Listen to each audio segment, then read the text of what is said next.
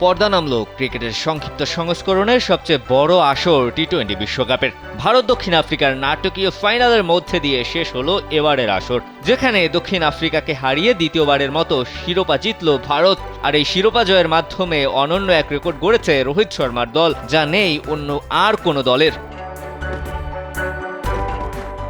এবারই প্রথম আইসিসির কোনো বিশ্বকাপ ইভেন্টের ফাইনালে উঠেছিল দক্ষিণ আফ্রিকা, তাই ট্রফি জিতলে এটিই হতো তাদের প্রথম বিশ্বকাপ। আগেই জানা গিয়েছিল যে ভারত কিংবা দক্ষিণ আফ্রিকা যে দলই জিতুক না কেন, এবারই প্রথমবার কোনো দল অপরাজিত থেকে টি-20 বিশ্বকাপ জিততে যাচ্ছে। ফাইনাল সহ এবারের আসরে খেলা 9টি ম্যাচের সবগুলোই জিতেছে ভারত এবং দক্ষিণ আফ্রিকা।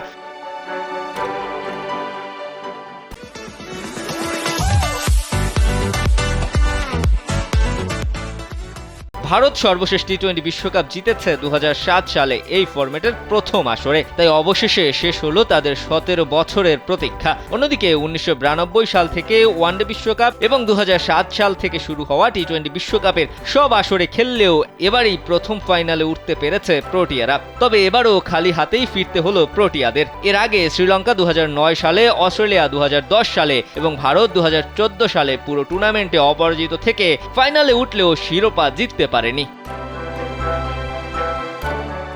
গত 11 বছর ধরে আইসিসি টুর্নামেন্টে শিরোপা জেতা হয়নি ভারতের। অবশেষে এলো সেই মহেন্দ্রক্ষণ। টি-20 বিশ্বকাপের ফাইনালে দক্ষিণ আফ্রিকাকে 7 রানে হারিয়ে দীর্ঘ অপেক্ষার অবসান ঘটল রোহিত শর্মার দলের। সেই সঙ্গে পুরো টুর্নামেন্টের সবকটি ম্যাচ জিতে অপরাজিত চ্যাম্পিয়ন হওয়ার ইতিহাসও গড়ল ভারত।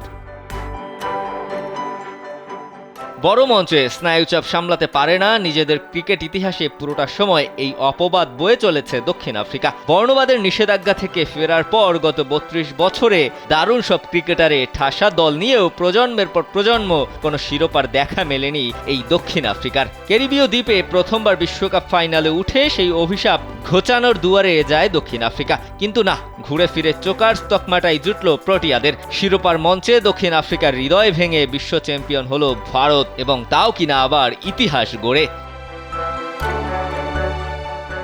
দিবাকর চৌধুরী, কালবেলা।